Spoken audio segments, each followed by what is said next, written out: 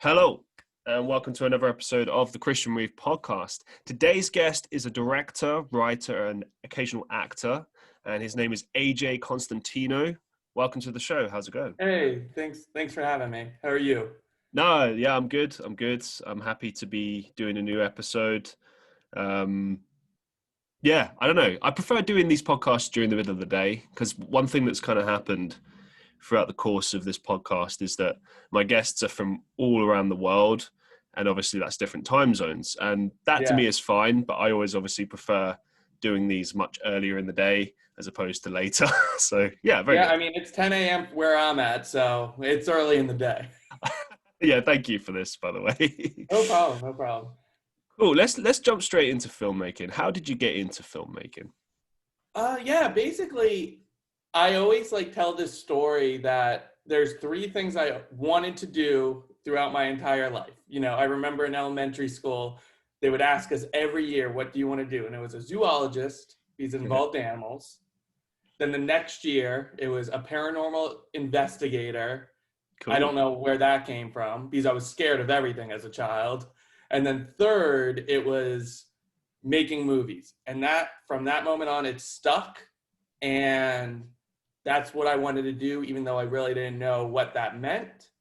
And throughout the years, there was times where maybe that idea took the back burner. There was times where I'm focusing on it 100%, but every year that's what I wanted to do. And that's kind of every direction I took kind of was trying to lead me down that path. It's pretty cool that you had at least some idea of which direction you wanted to kind of head as far as your career. Because I must say, for many years, I had no idea. And even to this day, I'm still kind of figuring it out. But if I compare where I'm at with my life right now versus where I was in school and towards university age, it's like, it can feel quite daunting, especially when everyone else around you is like, I'm going to be a ballet dancer. I'm going to be a singer. I'm going to be a politician or a businessman or whatever. And you're like, I just don't know. Yeah, and I mean, I know a lot of people that are like that, and they're like, or they switch, the people that are indecisive. I want to do this this month, and then now I want to be a firefighter, but now I'm going to go be a doctor. And yeah, I mean, everyone else has their own kind of path, but I was locked in. And like I said, there were periods where maybe I didn't focus on it. It was just I told people that's what I want to do, and I just never did anything towards it. But yeah, I mean, it helped that I really had support. Family was always motivating. They weren't the types to say, oh no, that's a pipe dream, don't follow it, it's so hard to get in. So I think that definitely helped keeping me on that path. If I kept on getting people trying to talk me out of it, I don't think I would have maybe stuck with it as long. Was there a particular moment or thing, maybe you hear a lot of the time when people are talking about oh, there was this one moment where I just saw this particular movie or saw this particular scene, and in that moment I knew that I was going to be a director. Was there a moment like that? I mean, it's hard to remember. I can't think of a specific movie, but I remember being, elementary school age, kind of right around when I made that, had that idea, that's what I want to do. I think we just got out of seeing a movie we were going to the movies. I don't remember what the movie was. I remember my mom explaining something movies are fake. These aren't real things, I'm in third grade or something, and she's like, these aren't real. There's actors, people make them. And once I realized, people can just make movies, because that's all I did as a kid was just watching movies and TV. And I was like, you could do that? Oh yeah, that's what I'm doing. And that was it. So it wasn't a specific movie, but it was that moment where it really got explained to me that, you could do this as a job. Were there any particular movies that kind of stood out to you as far as okay, this is, how movies should be made, or this is the style that I want to make my movies in, or was there anything in particular that stood out for you? Yeah, I mean, over the years, and I would say more recently, I'm kind of diving into a lot of these older films, you hear stories of other people who from the age of 12, they're watching like movies from the 30s and 40s. Right. And that wasn't me. I'll admit it. I have a lot of blind spots, but over the last few years where I'm diving into this, like these older films or foreign films, I'm like, oh, I'm starting to pick and choose things that I'm like, that's really cool. I've never seen that, or I've seen that in recent movies and that's where they got it from. So yeah, I don't like to exactly copy a style or like attribute it to one thing, but I would say it's just a bunch. I love watching movies, and I like treat it as the more movies you watch, the more things are kind of just gonna rub off on you like subconsciously. So I like to just bring as much information in and see what sticks. What do you make of, major film directors such as, Martin Scorsese or Francis Ford Coppola, or, people like that? Like, because obviously there's a lot of hype surrounding them, and from a mainstream perspective, like I'll say now, I know nothing about film directing, obviously, I know some stuff about acting and whatnot, but nothing about that. So from a kind of, I suppose, the industry perspective, I am a bit curious as to like, your thoughts on people like that. Like, are they as good as people make out, or is it kind of just, they're just very well known and successful, therefore they get referred to as such? I think it's a little bit of both. I think all those big names, they're big names for a reason, right? They didn't get there just by mistake. However, what are you implying? I want to say sometimes when you give someone, like they call it a blank check. Hey, Martin Scorsese walks in, Steven Spielberg, a studio's going to give them millions of dollars and that's it. They're not going to critique what they're trying to do. I think sometimes when a big director does get that, they don't always hit it out of the park. It's hit or miss, because sometimes people telling you, hey, I don't think this is the right direction, sometimes is a valid criticism. You get a lot of people on the internet saying, oh, the studio interfered. And yeah, the studio can interfere and not understand the movie and make it worse, but sometimes they know what they're talking about. And you get these, I don't even have an example off the top of my head, but a big name director, and you're like, how did they make this? It just isn't working. But a lot of those top name directors that you're saying, they're top name because even when they have full creative control, they're knocking it out of the park. Their batting average is really good. Okay. Right. Yeah. Not everyone has a perfect batting average, but they're pretty good. So the hype is real then. It's not just, Yeah, I would say so. And I think sometimes their movies might only speak to kind of those big film fans, who are like the movie reviewers. I went to school to study film criticism because I've seen, I always call them like kind of the average movie viewer. It's 90% of people are the average movie viewer. I'll go to a movie theater maybe once or twice a year. I'll watch something on Netflix. I can watch a movie on like TV, watch it halfway through. I've never seen it before. I don't need to watch it from the beginning. I'd say that's 90%. I always kind of say like what my dad does. That's how I base it. And I've seen those people watch a Martin Scorsese movie or something like considered a masterpiece, and they're like, this is boring. What happened? While I'm like in it, like, and excited. So sometimes they do make movies that don't speak to everyone. So in a sense, you're kind of saying that there's these movies that are released that are more for insiders as opposed to like the general public. Yeah, and I don't think that was the intention. Like, I'm going to make a movie for insiders, but I think those people know how to appreciate what the director's doing because they kind of know the art and the metaphors and all that, and they're not just like, let me put this on in the background while I do dishes and I missed 45 minutes. What's going on? And they kind of wanted to make the movie they wanted to make, and they didn't care if everyone got it or not. Since you're in the industry, I wanted to get your thoughts on the Oscars, because whenever I see the Oscars appear, and this is just my opinion, you know.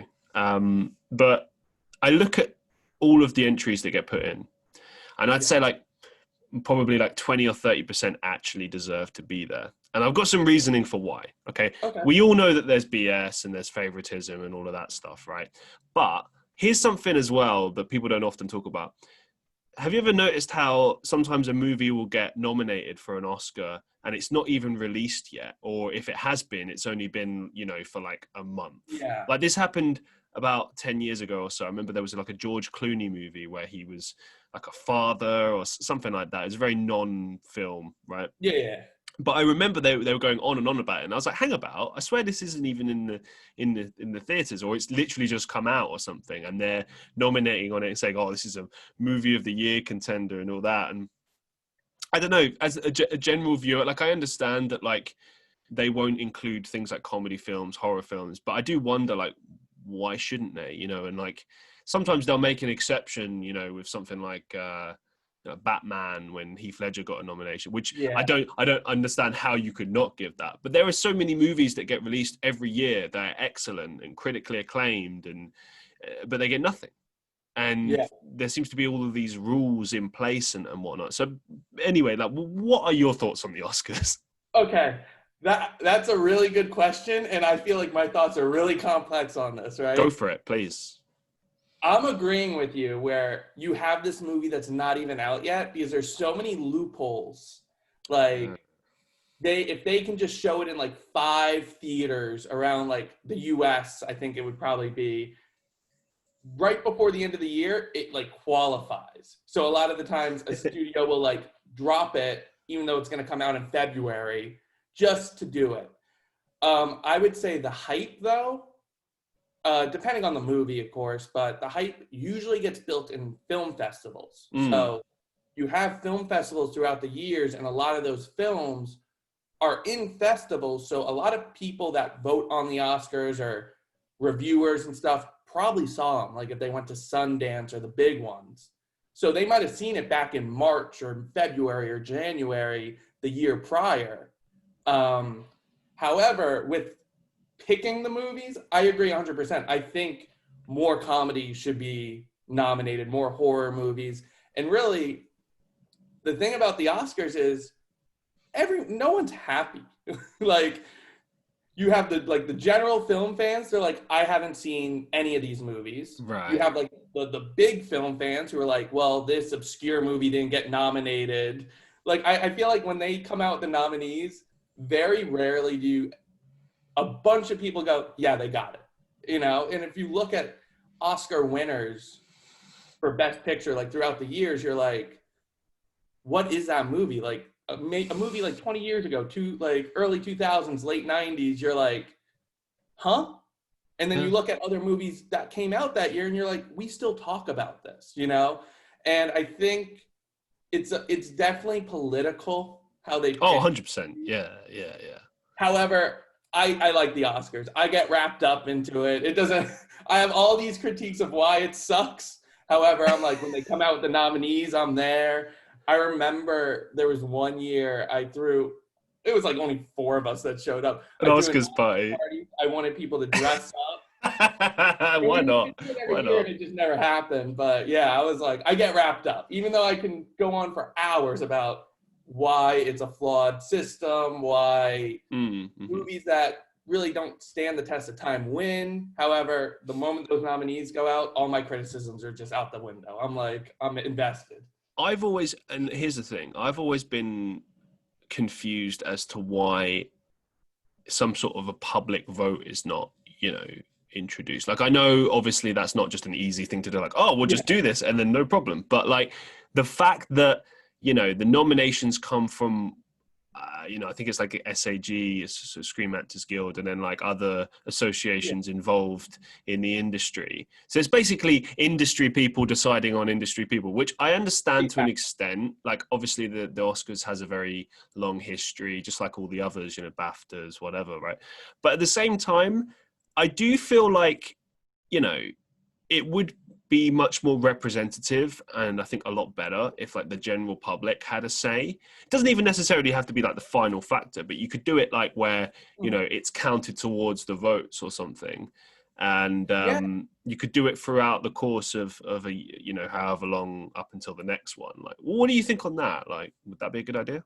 Yeah, I think they need to do something, right? Because every year you see articles come out like the Oscar ratings are low, blah, blah, blah. We're trying to do something to get younger people invested in the Oscars, which I don't know why we care about the ratings of an awards. Like, whatever, like, yeah, the awards matter, but it's not the Super Bowl. Like, people besides me aren't going like, I gotta watch the Oscars. To be fair though, like the Oscars, I feel like the whole show as a whole Yeah. is not like really engaged. Like, it has moment. Like, if you would release like a highlights clip, that's enough that Yeah, people, you know, I agree. I and agree. people could watch that and go, oh, that's great. But I reckon like if you watch however long it is, what, 3-4 hours long, It's something like that. right? And you sometimes you look in the audience and you see the people there, they look bored shitless because it is kind of a boring thing. Like, you basically just have someone go up, they announce all the nominations,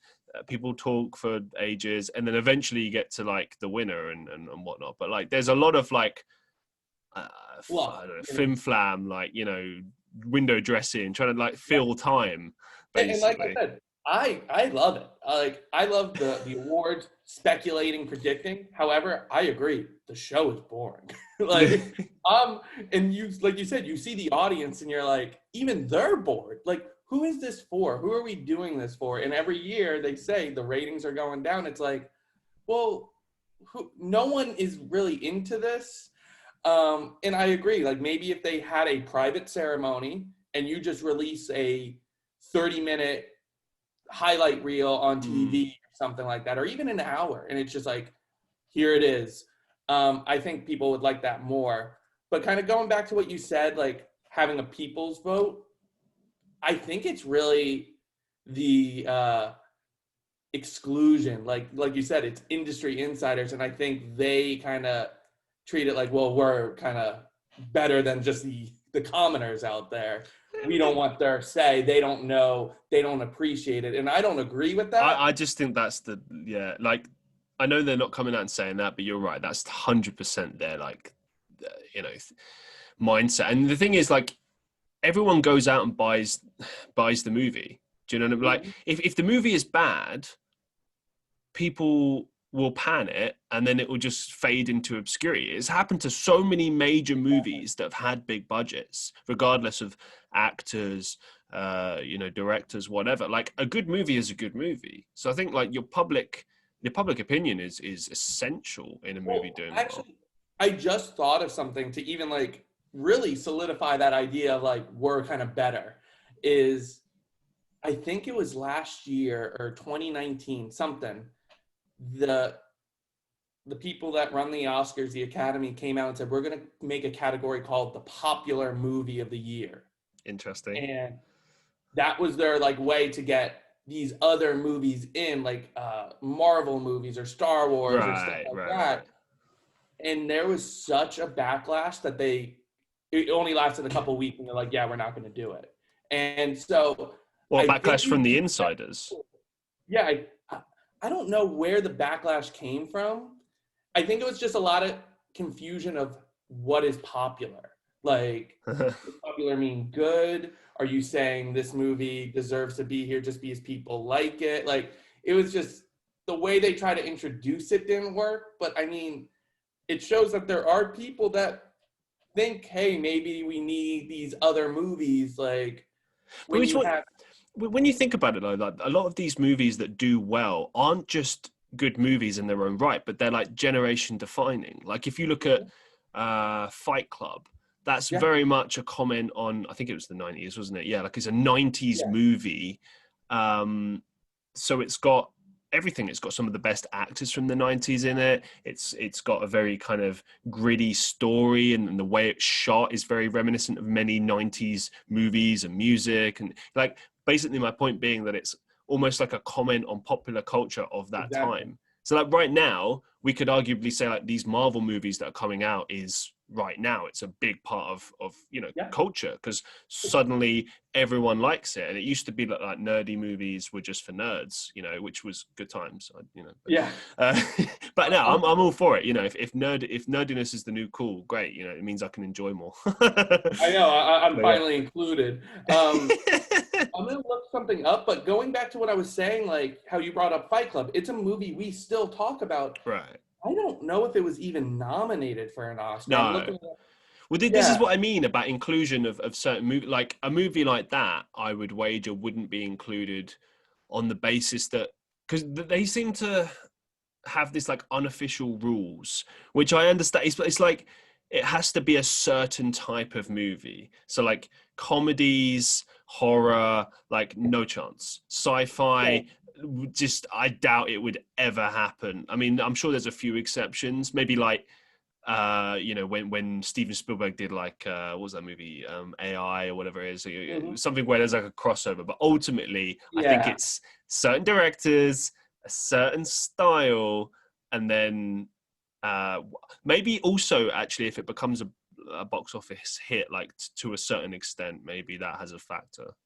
Yeah, Is a I mean, they factor. call it Oscar bait. Like they sometimes will make a movie knowing this will win awards. 100%, They don't. 100%. It's not a movie that's good and wins awards. It's made from the beginning.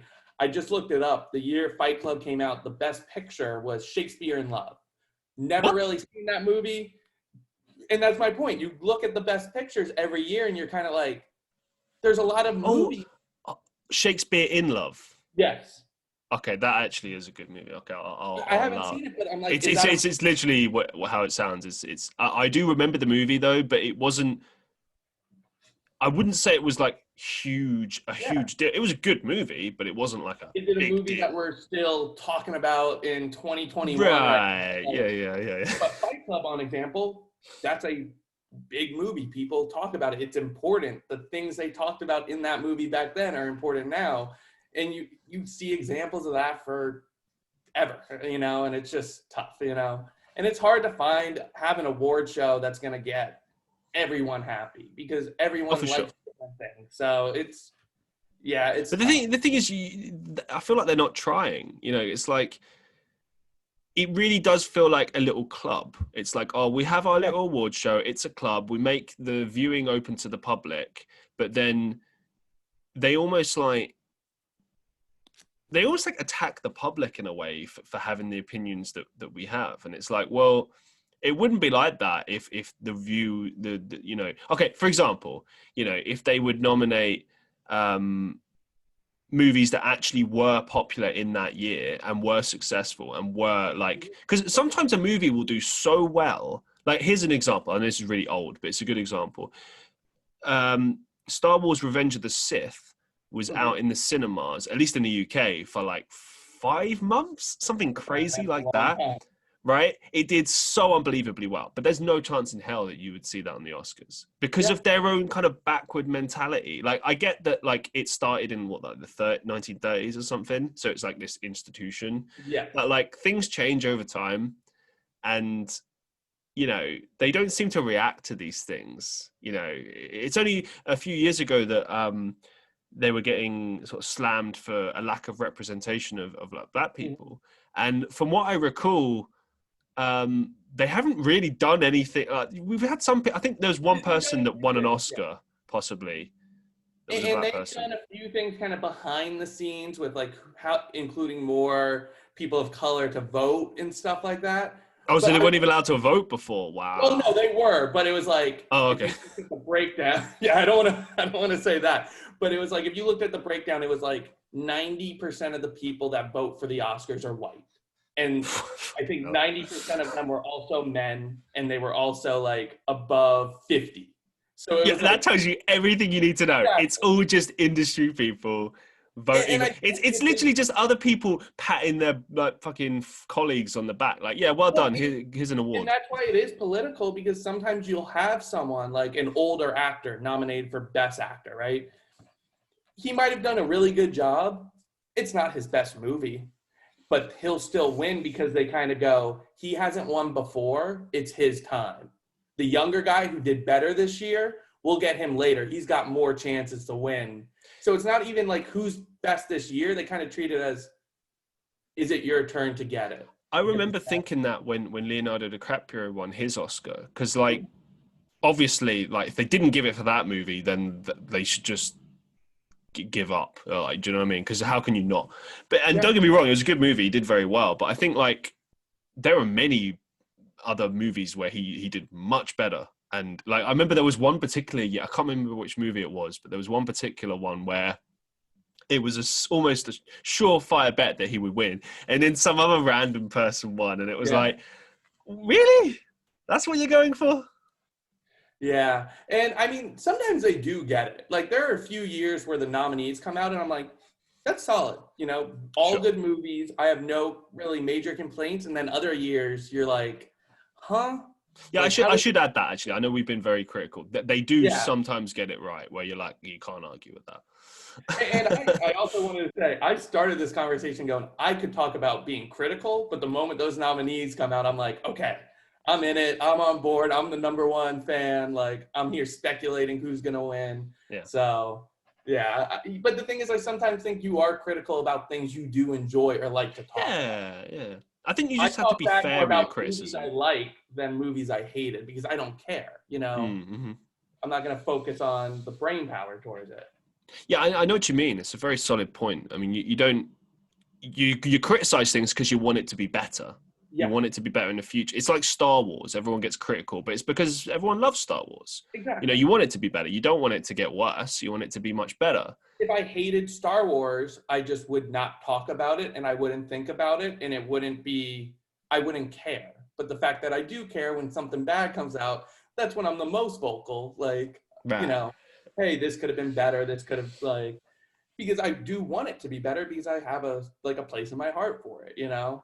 I remember Game of Thrones, the last season. Man. I was very critical, but it's like, I really love Game of Thrones, so. I gotta say, like I've spoken about it on the podcast before, so sorry for everyone listening who's heard me rant before, but since you brought it up, I take every opportunity I can to just bury it because I'm just so disappointed. I feel like they did such a good job for like 5 or 6 seasons, and then they just... Do you know what I think? I think that they got creatively lazy. Is the way. And that's what it was. Yeah, and that's the biggest heartbreak. It's not even because like the directors would be like, oh well, you know, if you don't like it, it's subjective, blah blah blah. And it's like, no. There's a difference between putting forward a controversial ending and then getting lazy. Like a controversial ending would be like the How I Met Your Mother TV series ending. Some people got it, some people were against it. I'm kind of mixed feelings about it, but at least it's not like lazy. At least it made sense. It was, they made a choice. You know, exactly. They took a big gamble, and you could say if that gamble paid off. Yeah, Game of Thrones, those last 2-3 seasons, you could feel like they didn't want to do it. And you hear interviews with them, and you're like, they don't want to do it. And they got announced to do a big Star Wars movie, and they were announcing other shows they wanted to do. And you could tell like, they're in this job for 5-6 years. They're burnt out. They want to do other things, and they should have just passed it off to someone else. They could have still been involved, but they're not hands-on every day, you know, and someone else would have done it. But see, the thing is though, like they've forever tarnished their legacy. You know, because as I recall, I think they lost the Star Wars deal, didn't they? They did, right after the finale. Yeah, and I don't blame them for taking that away from them, because why would you trust them with a new Star Wars trilogy when they got lazy with the Game of Thrones? Like, all they had to do, there's a couple of things. All right, they could have even probably still ended it in the way that they did, as long as they made some like logical story decisions. Exactly. Like Bran becoming king, nowhere in the story at any point is it implied. There's no kind of suggestion, infer, anything. Like, we know he's going to be a big deal, but we have no idea he's going to become king, you know? Yeah, so I read the books as well. Like, that's how much I liked Game of Thrones. And you could tell right when they got caught up to the books and they had they didn't have a blueprint to follow, that's when they kind of really lost their way. And I've talked about it countless times. I think, because they were still following like a rough outline of the books, I think ends up in the place they were supposed to end up in the books. Like, I think in the books, you'll probably have Bran as king. However, I think they went, we need 5 more seasons to do this. We're going to do it in 2. And I think in the books, it's going to be a lot more slower. Because I've also heard speculation that Bran might be king, but it also could be him possessing someone else. And it's See, not. yeah, exactly. Like, I'm not saying that it's impossible for that narrative to exist, but you have to create a logical narrative where it leads to that. You get hints for instance, I would argue that Jon Snow becoming king was hinted at through the entirety of the, the whole saga. I don't know, season. All of Game of Thrones. It was hinted at points, and so for it not to happen, and then for him to just essentially go back to the wilderness, I just thought was such a stupid narrative. Like, it just. Yeah, I think in the book you're gonna get a reason why he doesn't become king, and you're gonna be like, oh, he was so close, and something like there's gonna be more explanations. I've also heard the story that maybe Jon is possessed by Bran, and technically they couldn't do that in the show because they made choices that wouldn't work, and like that's why Bran becomes king just because. But it could be, yeah, I don't know. There's a lot of like theories I've kind of read, but the books aren't out, and now I'm upset because I'm like, I don't even know if the last 2 books will ever come out. Yeah, I don't understand what that guy's deal is. Like, why doesn't he want to finish it, or why hasn't he finished it? I mean, I don't know for sure, but I think partially he might be a little burnt out. He's also, same thing with the directors. He wants to do other things. He keeps on saying, I want to write a book about sci-fi. I want to do all this stuff, but he's stuck. I also think, I'm not sure if you read the books, but they're dense. There's a lot more happening in the books. Like I said, each storyline in the books could have been its own show. And I kind of would have preferred something like Marvel where you follow each character and they kind of cross over and stuff like that. But I think he might have wrote himself into a corner, and he doesn't know how to, like, he knows I need to get from A to Z, but I wrote like out, like, I don't know how to get there, and in the last book, I put my characters here, but I don't know how they're going to get to Z now, and I'm stuck. Like, and I think that's it, because the last book came out, I think, in like 2011. It was before the show started.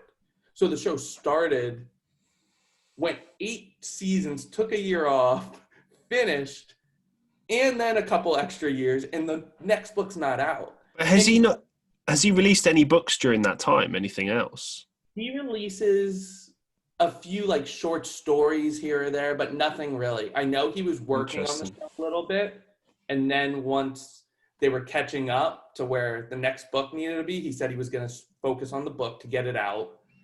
And then they released like a book about like the world. I haven't read it, but he didn't write it by himself. He kind of helped someone else write it and gave him a lot of like characters. It was kind of like an encyclopedia of the world. So he didn't write every word, but he was there like approving everything. So that was about it, I mean, unless he's done something I don't know about, but I know he does interviews and people always try to reach out to him, and he's famous now, and I feel like he wants to kind of enjoy it, and every time he goes somewhere, they go, when's the next book? And that would drive me crazy. Yeah. I couldn't deal with that. I'd rather just get it done, get it out the way. People like it, people hate it, whatever, but at least I don't have to hear that bloody and I also think it's anymore.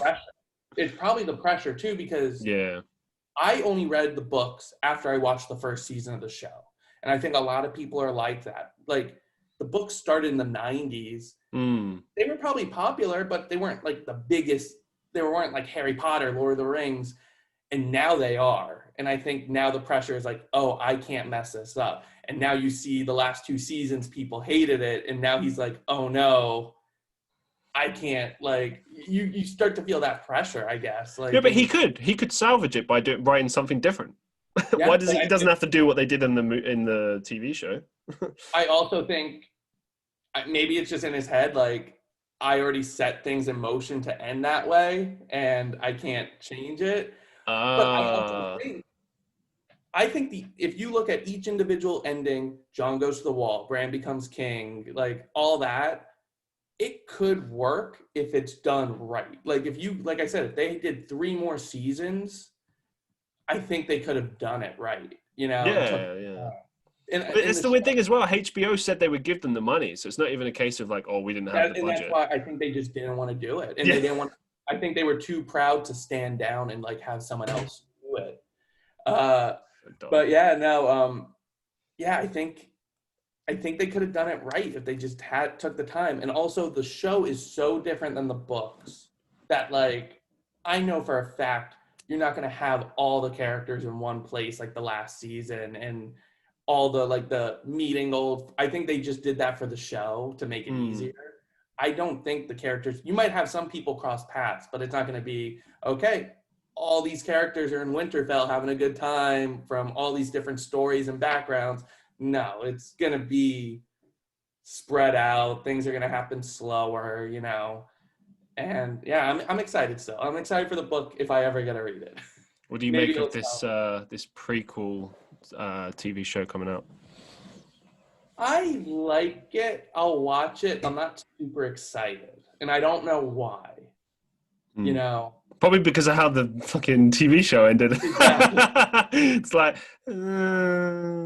I think it's just like maybe once I see a trailer, maybe once I know more of like right. what it's gonna be about, I'll get more excited. But right now I'm like, okay, I hope they're just not milking it. I hope they had an idea and it's gonna be good. But yeah. I mean, if they're sensible, they'll treat it like what Marvel's doing and create something where they can extend off of it and do other things and maybe, I mean, for example, I think a lot of people were quite intrigued by Arya Stark's potential storyline, and I think that would be pretty sick actually, is to see some sort of show after Game of Thrones. I think there'd be a lot of intrigue in that story. Yeah, I would like them to extend the world out more. I think that would be really awesome. It just really depends on, like you said, what they're doing. If they do Arya Stark and it's this really cool story, yeah, I'm in. But if you just kind of milk it in, or you didn't have a good idea, I said from the beginning, I'd love a Robert's Rebellion, the prequel. You see Ned, you see all these different things, all characters Even if it was just a mini series, I think you could do it. And I've been saying that like from season 1 is, I don't know why, because you hear all these stories of this war and it's the thing that led everything to happen in the show. I'm like, I'm surprised they didn't do it or have flashbacks, because even in the books, you don't see it, but you get a lot of stories where you can piece the events together and you're like, it was really important. Like all these characters ended up in the places they're at the beginning of Game of Thrones because of this war. It like really was like World War II. It changed everything. And I'd love to see that. If they announce that prequel, I'm in. Like, it doesn't matter. Who are your main sources of inspiration in filmmaking? That is a good one. I mean, I would say the people I kind of always gravitate towards, and we're going back to like going like with the big names. Yeah, Scorsese. He's one of my favorites. Tarantino. That's kind of like everyone's top choice. David Fincher, and those are all more recent directors. Like I said, as I start going back to the classics, Kurosawa, who is this big Japanese director, samurai films, he's amazing. Everything I've seen from him in the last like 5 years, I've loved. And I guess Spielberg too. Like Spielberg is probably like the most well known, and I feel like a lot of his movies nowadays kind of are hit or miss. But if you go back to his early stuff, Jurassic Park, Jaws, E.T., they're all classics. Like, he knocked it out of the park every single time. I know I asked you a sort of similar question at the beginning of this, but are there particular things you look out for in movies when you're watching them now that kind of make you decide, like, this is a good movie or this is a poor movie, or, what are the things that you look out for? Because obviously, me being a fan, I look, well, because I'm an aspiring actor, I look at the acting. That's, for me, is the believability of the characters, and to some extent the way it's shot, if there's anything interesting in that. But what do you look for? I mean, ultimately, I feel like I'm very optimistic when I see movies. I tend to like more movies than I hate. You know, even if it's a movie people don't like, I feel okay about it. I don't really have too many movies I hate. So the things kind of like when a movie's on that edge of just being okay, like if the story's really good, it'll keep me. And if it's just kind of boring, I think if it's really good acting, kind of like you said, that might save it for me. But really, I kind of just go in open-minded, and if I'm into it, I'm into it. And I there's a couple different aspects that might save it for me, and I might still give it like a good review if it was a little like not great. If, like I said, the acting's good, the cinematography, and it just looks really nice, that could save it for me. And like I said, most of the times a movie hits one of those check marks where I end up liking it. Like I think most movies I like. Talking about that, what do you make of film critics? It's tough because I made a movie, like we directed it like last year. This is So it's Black not, Forest. Is that yes. correct? Yes, it's not out yet. We're putting in the film festival, so I haven't had a lot of firsthand experiences with criticism. So I can't say me personally. Looking out just in general, I think you can. Film criticism's good in the sense of you can see what a critic says and get an idea if it might be something worth seeing. However, I don't think that should be your only choice. You Mm-hmm. know, I think it's a good tool to like maybe find a movie that you wouldn't have seen before, but you should really see it for yourself. Don't take someone else's word on it unless it's a person you know personally, like in that sense. But But just reading the newspaper or mhm. seeing a YouTube video, you can use that as a suggestion. But if they bash it, I would at least give it your own chance. But when I say film critics, I mean more like the professional ones, because Okay. obviously it's one thing if you got some guy on YouTube or someone in the paper. I mean, especially if they're known for having controversial opinions. But you know, often the case may be, particularly for like real fans of cinema, you look at like the critic ratings that you get on websites like Rotten Tomatoes or like official ratings based websites, and obviously the industry reviews in general. And sometimes they like I've seen it, they'll completely destroy a movie and then it'll come out and it's excellent. And Yeah. then other times it's the flip reverse, you know, they say it's amazing and the film's terrible. So like, what's So your yeah, take on those? just going based off of like pure like professionals, not even YouTubers who, even if it's a YouTuber Well, I that just makes wouldn't consider them professional, you know, not to be exactly. harsh, but like they're Yeah, not. no, I agree. I'm talking about I'm in the newspaper, I'm on TV, stuff like that. Right, right. I don't pay attention. I really don't care. I Ah, might go to Rotten Tomatoes, and if it's a high score, I'll put that into my like brain going, oh, this might be worth checking out if it's highly rated. However, if it's a low score, there's plenty of low scored movies on that website that I'm like, I go into it going, oh, this is gonna suck. And I end up liking it. So like yeah. I kind of will use that like the average score, but I rarely read individual reviews. The most I do, there's this app Letterbox, and it's like social media for like film fans, right? You can review movies, you log what you watch. This isn't an ad, by the way. But I'll read other people's reviews, but those are just regular people. Mm. I trust those reviews more than just someone who is in the newspaper, and I'm not to even knock them. You know, I might read it as a suggestion, like I said, but I really don't pay too much attention. I go into a movie because I want to see it, not because some guy who went to college for 8 years to get a PhD in film told me it's good. You know. So you mentioned in that you have this movie, Black Forest. It's, I believe, your first feature film. So let's talk a little bit about it. Tell us what it's about and discuss the process of filming it, what you learned from the experiences, and how you think the film will do. Okay. Well, I'll start with the last one question. I hope it does good. Okay. But I can only hope right now. It's still in the final stages of kind of being finished, and it should be really 100% done in the next month or two. Oh, I And like then that. we want to put in film festivals and stuff like that. But the movie itself is it's about found footage movies, Blair Witch, Paranormal Yeah. Activity. They were a big deal in the mid 2000s, early 2000s. And my idea was kind of, well, who finds that footage? It's called found footage. So it's about a couple walking through the woods and they find a camera. And as the guy goes home and starts looking at it and watching this story unfold, the things that were happening in that story start bleeding out to him. And it's what's kind of, how much is happening, how much is to be treated on face value. But it's really that idea of who finds the footage. And so is it like a horror movie or a thriller, or what's the yeah, so the best genre to put it in would probably be horror. I don't think it's just fully horror. I think it's a horror thriller. But yeah, we made it over the course of the summer in the middle of a pandemic. I mean, we did it cheap. We did it with just a few of us and got it done. Yeah, that's actually a very interesting point. I saw this in the notes. You did this on a budget of $5,000. How the hell did you pull that off?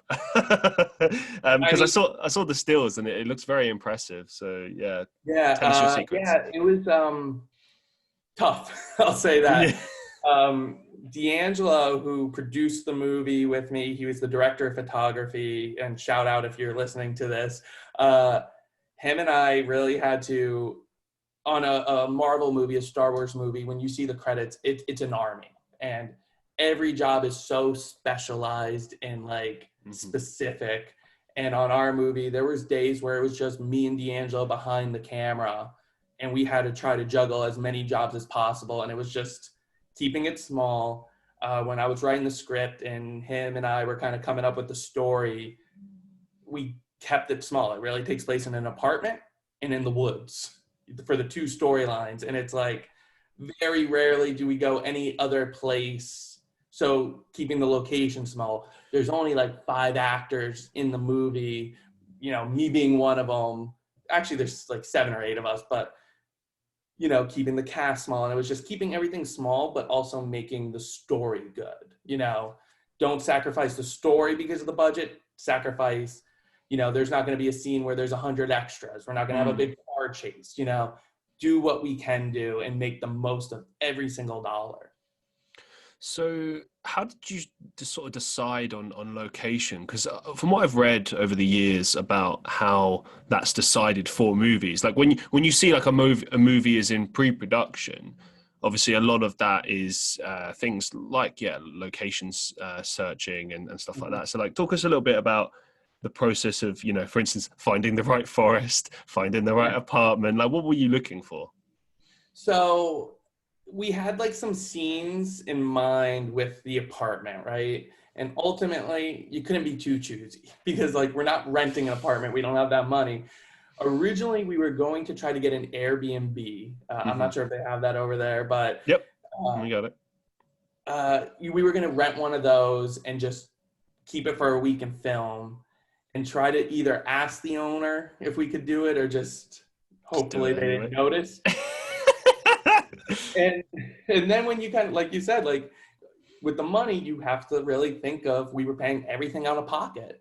So you could save money by doing it at someone's apartment that we know, or do it at an Airbnb and try to find that perfect looking place. And we kind of had to make the decision. We did it at the lead actress's apartment. She offered early on, and we took it up, and it ended up on face value. When we saw the apartment, the layout wasn't how I pictured it.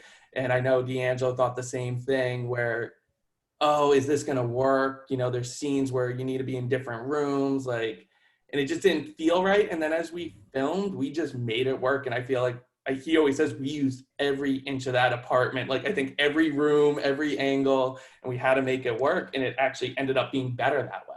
Did you do any sort of creative sort of film work where, sometimes you can kind of manipulate it to make it seem like things are bigger and stuff? Did you do stuff like that?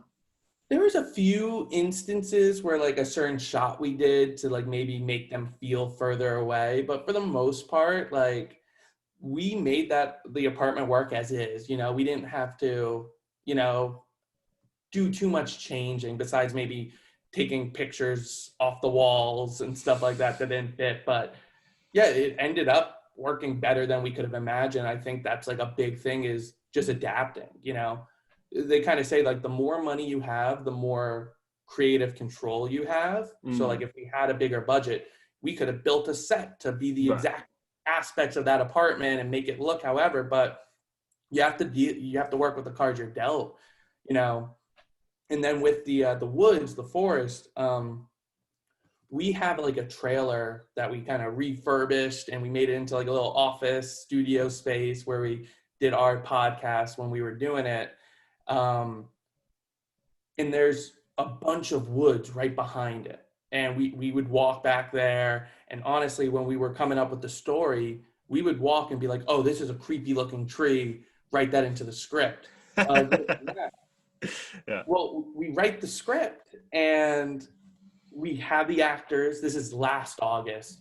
Well, I guess August 2019, when like the script was done, when we were going to film it. And we went back there to just do a little test, right? Just a few of us. We've been in those woods a million times, and an ATV pulled up. And it was this big guy, his wife, and they had a baby strapped on like the chest. And he goes, what are you doing back here? And we just played it off. We didn't want to say we're filming a movie. We're just taking pictures. Sorry. We live right there. Our properties are conjoined. We didn't know anyone owned this woods. Oh shit. And he's like, you're not allowed here. You got to go. Yeah. So we left.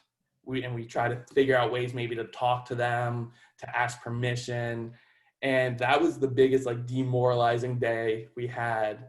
And really, we were ready to film that August 2019. And because life got in the way after that, we just kept on pushing it until the pandemic hit. And we were like, we got time. We're out of work. But like, how did you overcome that? If someone owned that portion of the woods you wanted to film in, like, did you just do it anyway?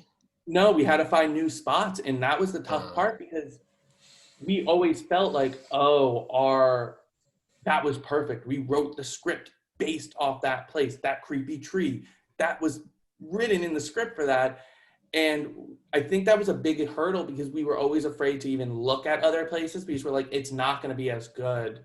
And when we finally decided now's the time to do it, and we started looking at different areas, it ended up being better. The creepy tree that I keep on referencing looks creepier than the tree we originally had. Like the way we filmed it, because we had to get creative and like film it right by our trailer on our property and make it look like it was deep woods, works better because it feels bigger. You know, that area we originally were going to film was kind of tiny. So if you watch the movie, it would have just looked like, yeah, they're in the same like 10 by 10 little area, you know. Now we were able to go to different places and piece it together to make it feel bigger. And I think it actually worked. And sometimes those accidents or those big blows where you're like, how are we going to overcome this, end up making it better, because you have to. Absolutely. Yeah. Like with what you were talking about earlier about, you know, making that budget work, I think it's a very good point that many of us creatives can kind of, how do I put this? It's something we can all relate to. You know what I mean? Like, I remember when I first started this podcast and first started my YouTube stuff, like it's, you know, my audience knows that I just don't have the money for the equipment that I want. So I always work around like, oh, how can I best make kind of use of my situation? What things can I do? What can't I do? And I think if anything, within the context of a movie or something like that, it forces you to be more creative, which ultimately is going to be more beneficial to the project that you're working on. And I feel like having a big budget isn't always necessarily the best thing for your movie. The best thing is the story. You got to focus on how does this affect the story? And that's what we really had. Like I said, we had to stay on that, you know. Like I said, if we had the money to build an apartment, you know, build a set or find any apartment in the world to film in, we would have spent so much time on that. And ultimately, it doesn't matter too much. It could add a little flavor to the character because you see where they're living. You can maybe make it creepier when it needs to be creepy and things like that. But ultimately, it's like, no, the story in our movie is about these two characters in an apartment. The apartment overall is unrelated. You know, you can make it feel like those characters live there, but if the characters are boring, you don't care what's going on, you're not going to care that the apartment looks great, you know. And her apartment was great, but it just wasn't like originally our idea, you know. I kind of wanted something a lot more bigger, a lot more grander, like, and different rooms, so you can make these different rooms. It just feels bigger instead of it feeling like we're in one bedroom apartment. You mentioned that you were doing a podcast whilst filming this. Now, I don't actually have that in my notes. That's something that I haven't seen that you promote. So please tell us about that. Like, I can gather what it probably was, but yeah, tell us what it was and why you were doing it. While we were filming, we were doing it for a year or two before, right. And then we took a pandemic hiatus that we're technically still on, but it was called the Squad Goals Podcast. We were talking a little bit before, and it was just me, D'Angelo, who produced the movie, Devon, who is also a big part behind the scenes, and he's in the movie as well. You know, we're all good friends, and we would just chit chat and hang out. Sometimes it would be serious topics, you know, we're talking about life, and then other times we're just joking around or playing a dumb game. Like, the idea kind of was you hanging out with your friends and the dumb conversations you have. What if you recorded them, you know, when you're kind of sitting around having beers? And originally, well, we started in my apartment, then we started filming it at a bar we would go to a lot. We asked the owner, and they were cool with it. So we would, you know, it was more authentic. And then when, like I briefly talked about that trailer we renovated, we'd made a set there, and then we were doing it for a while. But yeah, we did stop that in March. It's something I still want to go back to, but we have to do a few things behind the scenes. But, you know, we were doing it for a good time. It was fun. It was just entertaining. What's the name again? I didn't quite catch it. Squad Goals Podcast. Squaggles? Yeah, Squad Goals. Squad Goals Podcast. Yeah. Okay, right. Sorry, maybe it's just my hearing. And yeah, cool, man. Yeah, I hope you do it. Sounds like a lot of fun. I've heard similar concepts before, but I've never heard people. Yeah, it was definitely not an original idea by any stretch of the imagination, but it was just fun because I even said, like, at the beginning, I was like, even if people don't listen to it, the worst case is you're sitting down with your friends and talking for a little bit of time, you know, and that's it. You know, that's, what do we have to lose? Like, we had the equipment because we did other film things. So it's like, we just have to hang out with our friends. Whoa, that's, you know, it's not a torture. Just bringing it back to the movie, just one final question on that. Is there likely to be a sequel, do you think, or sort of continuation of this story in some perspective? Okay, so I'm going to be a little coy about it. I'm going to say yes and no. There's no like active plan right now, right? And in all honesty, D'Angelo, who I keep referencing, has come up with an idea. Right. It might not be a direct sequel or a prequel, but it would kind of live in that world. And that right now might be my favorite idea. However, I think that would be more him taking the ball on that, if that was something he really had to develop that idea, because, you know, he came up with it. I think it's a really solid idea, and it's different. It's not just a direct sequel or a copycat of the original. It takes elements of like the world we created and made something new. And that's my favorite. Like, if I was to really ever do a sequel for a movie I made, I don't want to just continue the characters and just do the same thing before. I kind of want, I would love more movies to make sequels and you have like a minor character from the first become the lead character in the second.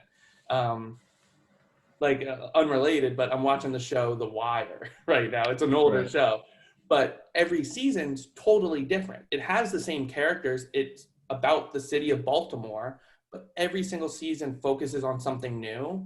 And that's the thing I love that they're doing is you might have a character who only popped in 3 episodes in season 1. Well, now season 2 is about him. And we see his side of things and a new aspect. And then a character that has a little role in season 2 is the big part of season 3. Or we go back to a character from season 1. The show's about Baltimore, not the characters. And I think the idea D'Angelo hit really strikes that nerve where it's about some of the characters in our movie, but it's not just a direct continuation or a copycat, you know? It's not oh, someone else finds a camera in the woods. We're going past it, but it's just talk right now. So nothing's been concrete. Where did you study filmmaking, and what did you actually take from that experience?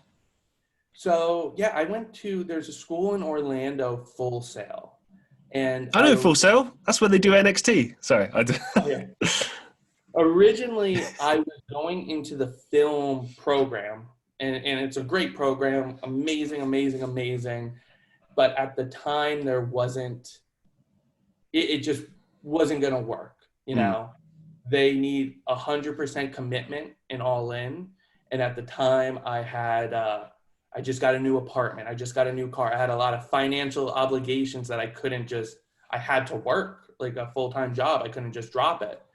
And I had to change my major to entertainment business. So I learned the business side of things at Full Sail, and then the filmmaking, the creative stuff, I had to learn on my own, or you watch YouTube and stuff like that. Because I'm like, the technical stuff you have to learn. The creative stuff, that's on you, ultimately. It's really hard to teach someone how to be creative, So I felt confident that I had the creative side already figured out. I learned the business side, which taught me a lot of things that I wouldn't have known. And then the actual like technical filmmaking stuff, I had to teach myself, and I know that's how D'Angelo was too. He really, when we first started talking, like, oh, we could do movie things together, he liked movies. He was a big movie fan, but I don't think he really knew much of what went into it. And he really buckled down. He watched YouTube videos, read books, did everything. And now he knows more than me of the technical stuff, lighting and cameras and all that, and he only started learning like recently. It's like 5 years ago, 6 years ago now. So it's really, if you want to do it, you don't need the formal education. The formal education for film and stuff will help you so much, and it's hands-on and it's great. However, if you didn't have the money or the funds or the time, there's really no excuse you couldn't do it on your own. You have a 4K camera in your pocket now. You don't even need equipment. Just make things. And that's what everyone says, and it's cliche, but it's true. Just make things.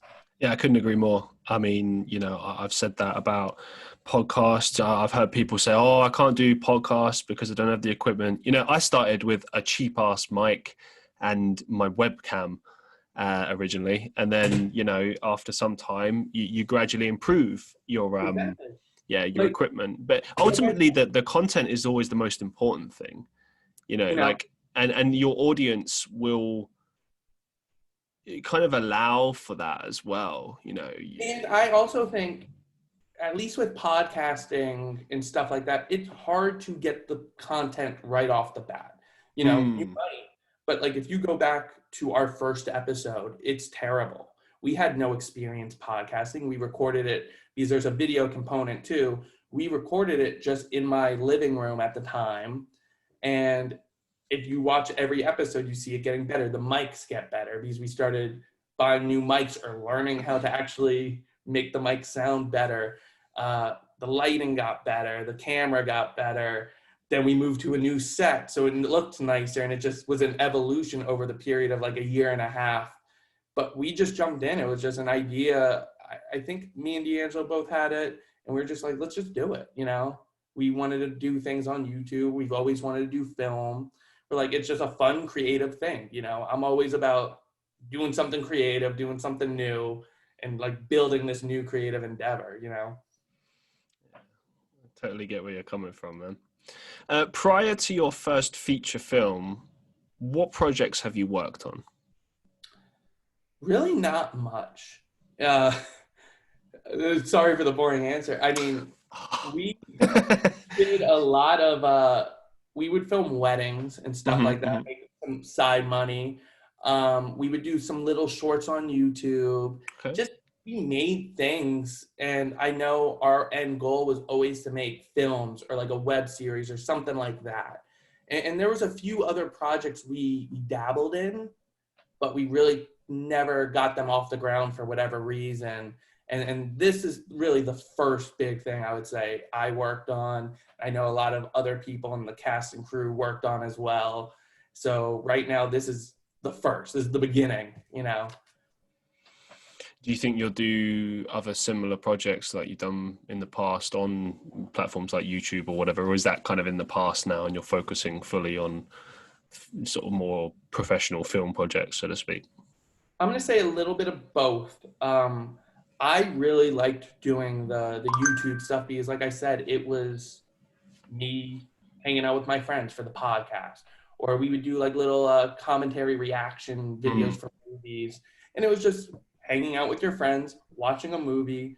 So I would love to do that, and I still think we will do that. However, now that we kind of passed the threshold, it's hard to like not commit, you know.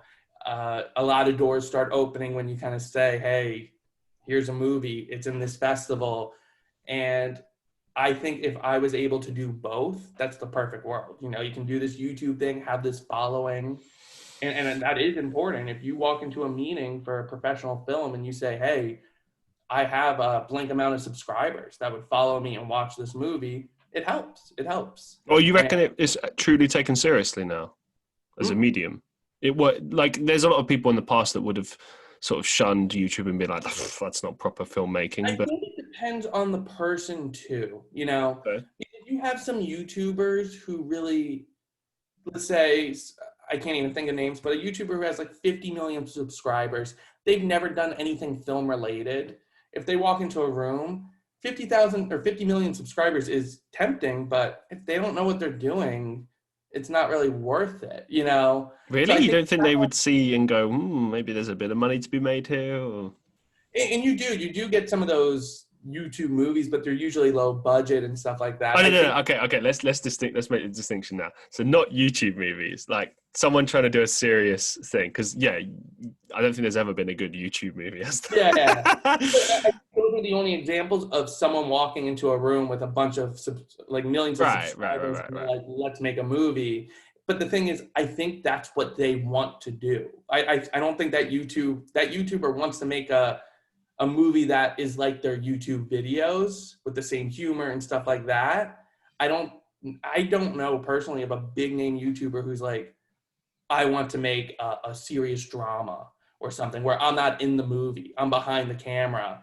And I personally don't know too much. Maybe they do try and they get turned down, but it always helps to have some kind of following. And that's unfortunately part of it.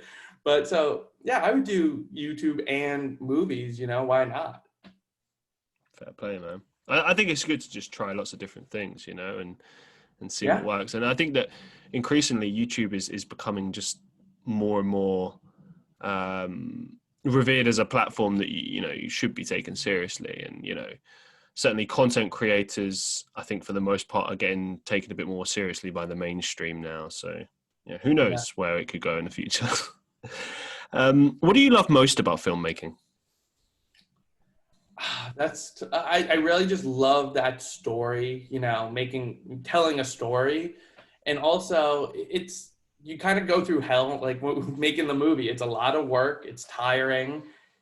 And, there's things that go wrong. And I can name a million reasons of why it's tough and hard and not easy. But then when you start seeing the pieces come together and you're watching it and you see that scene and you're like, oh, this is coming out good. All of a sudden, all those bad things, that aggravation goes out the window and you're like, yeah, let's do this again. And I think just working with a team and building something and then you have an end result that you guys are all happy with is really hard to compare to anything else that I know of. Fair enough, man. And what would you say are the biggest challenges of being a filmmaker? I think the biggest hurdle right now, like before we made this, was just doing it. Like I said, we had other projects we wanted to do, other like web series or maybe short films and stuff like that. And you kind of just have to do it. Ultimately, if the story's not good, and sometimes that was some of the reason, but your time is never going to make itself for you. You know, if you're working a full-time job, you're not all of a sudden going to be, your boss isn't going to just come out of nowhere and say, hey, here's 3 months off, you know, and now you're like, oh, I got time to make the movie. Ultimately, and that was our problem. We lost that, we lost that location, and we got into the pattern of, man, we're depressed. We don't we want to do the movie still, but we don't know how. And then we got caught up working, kind of just hoping that, hoping something would happen. And I mean, we had a global pandemic that came out of nowhere where we didn't work. That's never going to happen again. Knock on wood. But so we were in that 0.00001% where all of a sudden time opened up, and now we have the time to do this. And going forward, my attitude is that's never going to happen again. So if you want to do something, you just have to do it. And don't worry about the equipment. Do it with what you got. And then, like you kind of said with the podcast and things like that, the next movie you make or the next short film, you just make it better and build on it. You know, if you sit back trying to buy the most expensive camera, the most expensive lighting, you're never going to be happy because something new is going to come out that you want. Just make something with what you got and then just get stuff for the next time and build on it. Absolutely. Talk us through the role of director. What are your key responsibilities on set during both pre-production and post-production, and then the eventual release? So yeah, director, I feel like a lot of people know what a knows that's on a film set, but a lot of people don't know what they do. Mm-hmm. And really, the way I kind of think about it is making a movie is like a business, right?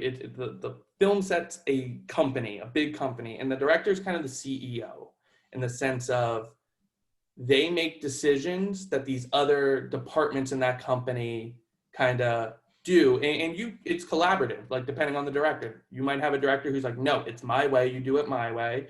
I like to be more open where, let's say, the director of photography is in charge of the camera and lighting department. If they have a cool idea, I'm going to listen. We didn't have all these other departments, but you have the person in charge of wardrobe, who it's just collaborative, and they're kind of overseeing all these little departments that make the movie run and make that decision. And the most direct job they have is working with the actors. That's their most hands-on thing they do, is they work with the actors, and that's kind of their department. And then besides that, they oversee these other departments on set. And then going into post-production, you kind of take those next steps. When editing the movie, you could have 3 different editors take our footage from our movie, and they would probably make a different movie each time. I edited the movie myself, and so I kind of had control over that. But in a regular movie set, they would work with the editor hands-on and kind of get that vision that they had in their head done, and they work with the editor, collaborate, and etc. And right now we have someone working on the sound. So it got sent off to them. They send us back clips of what they're doing, the tweaking, the mixing and mastering and stuff like that. Thanks for that. Talk us through the process for writing scripts. What's your individual process? Okay, yeah. So everyone's going to do things different. I will sit on an idea personally, and I constantly have movie ideas or scene ideas or character ideas pop into my head. Oh, that's a really cool scene. And then sometimes they just disappear. And those few ideas that kind of pop back into my head, it might be a concept for a movie, or it might be a character. And I go, the ones that keep on coming back when they leave, I go, let's think more about this. So I have a brief idea before I even sit down. I kind of call it, I do a lot of vetting in my head before I really commit to, I'm going to write this. And then I just sit down and write. I kind of go in blind. During that brief outline, I might have a few checkpoints of the story. I need to hit this, this, this. But I really go in blind, and I write a rough draft just with nothing. I don't outline it out. I know some people really have the movie planned out beforehand, before even writing a sentence. I just have a few major plot points normally, and I just write and kind of let the story take me places. And sometimes that's good and sometimes that's bad, but then So I revise. you kind of write from beginning to end then, because I've Yeah. heard a lot of filmmakers tend to do it the other way around, where they sort of start, okay, I've written the ending, I work my way So backwards, yeah, make for it logical. example, so like when I say like I have those plot points, it might be the ending, you know, and it's just a brief idea. But like even with Black Forest, there's the ending kind of came as I was writing it, and I remember talking with D'Angelo like, "Hey, I have this idea for an ending. I'm 30 pages into the script," and he was like, "Oh no, that's really good." And it was like that wasn't the plan when I went in. Then I, on like a second rewrite, now I can kind of make things make sense. And like, now that I have the whole, like that rough draft is, I'm getting the story. And now I can maybe, oh, let me add a scene in. So this scene that I came up with doesn't feel like it just came out of nowhere, you know, and I kind of add things in, or I might add a line in to kind of make things connect better. But I really kind of go in blind. And I know I'm in the minority there. I know a lot of people really have everything planned out. Do you think you'll always have a co-writer with you, or do you think you'll sort of break off and just write for yourself in the future? I mean, I like collaborating. For example, I do like with Black Forest, the three of us kind of came up with a story or ideas, and then I wrote it, the actual script myself. But I do like that, like sending it to someone you know and trust and getting their input and building on that, because I also think it's very easy to be blind and think this is amazing and it's not, or something's not working and you just can't see it. So even if I'm writing, like I'm working on a new project that I'm writing, kind of just started as fun, but I sent it over to D'Angelo, he liked it. And I need, like, I always kind of need that, the criticism. I need notes from someone else. I don't really trust myself to be like, this is perfect. I like to have other eyes on everything, you know, constantly.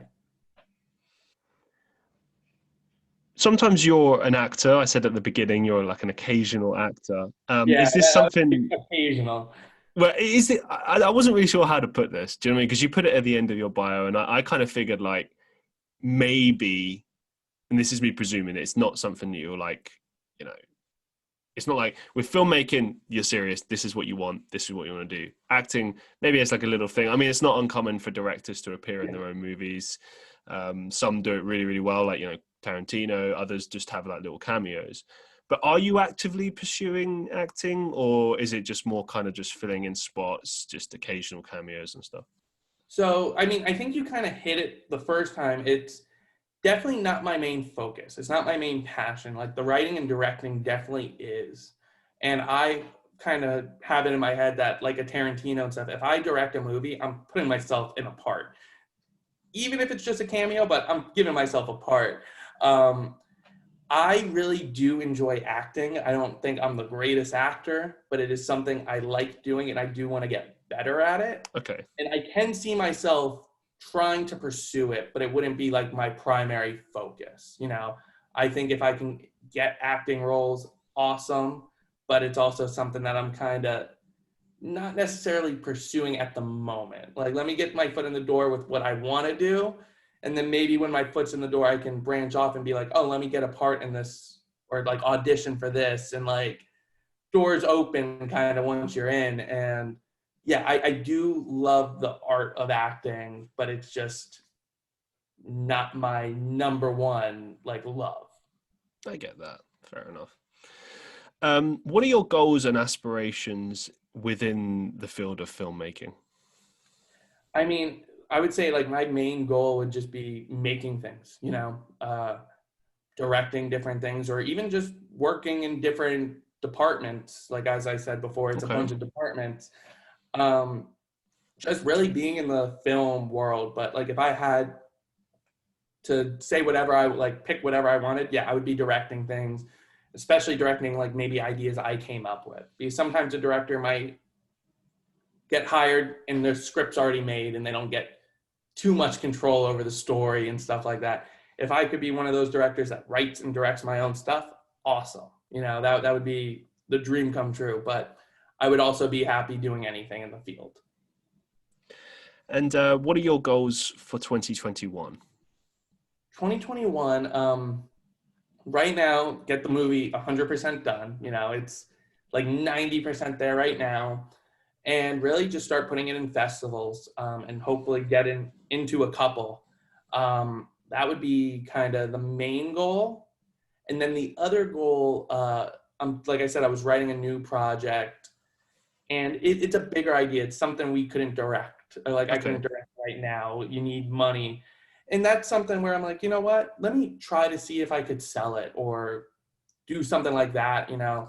And I feel like that's a new challenge. I haven't really done that yet. So I would say get the movie done, film festivals, finish my script, and see if I can sell it or get interest, or maybe make a connection where they say, I don't like that script, but I like your writing, write this, you know? It certainly sounds like from your background, you're prepared to sort of do that as well. And like, obviously there's a lot of opportunities for filmmakers and just writers in general with, you know, companies like Disney Plus, Netflix, you know, the list goes on, HBO. Yeah. Do you think you'll be sort of trying to reach out to those sort of companies, or like, what's your kind of strategy at the moment? Right now, once it's done and I feel like happy with the finished product, I'm doing a couple drafts right now. Maybe try to get a manager or an agent, because a lot of the times they'll be the ones to get you those meetings. Okay. You know, if I call up a Netflix, who am I right now? I'm nobody. So it's tough to get in that door. But if you have a manager or an agent who has connections and they vouch for you, they can get you in. So right now, that would be like my first process. Maybe if the Black Forest is in festivals, that's good enough to get your name in the door, because people might start knocking, you know? So it really depends on, there's a million different ways to get into like film and TV. And right now I'm like at that threshold where life could take me different directions down certain paths, and I don't know. You kind of just have to go with it. I'm sure it will work out, but I wish you the best of luck with that. Fingers crossed. As we draw things to a close for today, do you have any final thoughts or maybe some upcoming projects that you'd like to share with us? Yeah, I mean, Black Forest would be the biggest. Right now, we don't have like a social media for it. So I would say you could go to, I have Instagram, Twitter. Really, I use the same username. It's AJCONST. Right now, like, if that kind of like the idea, follow me there. We'll start getting trailers. Once we maybe make a social media page for the movie, you'll learn there first to move and follow that. And yeah, that's right now the biggest project on the table to follow. Excellent. Yeah, like I said before, I wish you the best of luck with that. I'm excited to see the film. And yeah, thank you very much for agreeing to be on the show. It's been a pleasure to talk to you. Of course, it was a good time. And yeah, as always, thank you very much for watching the Christian Reeve podcast, whether it's on Spotify, Apple Podcasts, Google Podcasts, YouTube.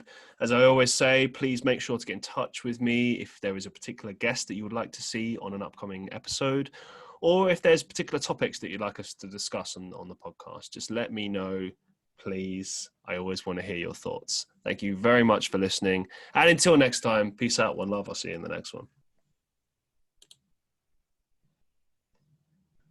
Okay.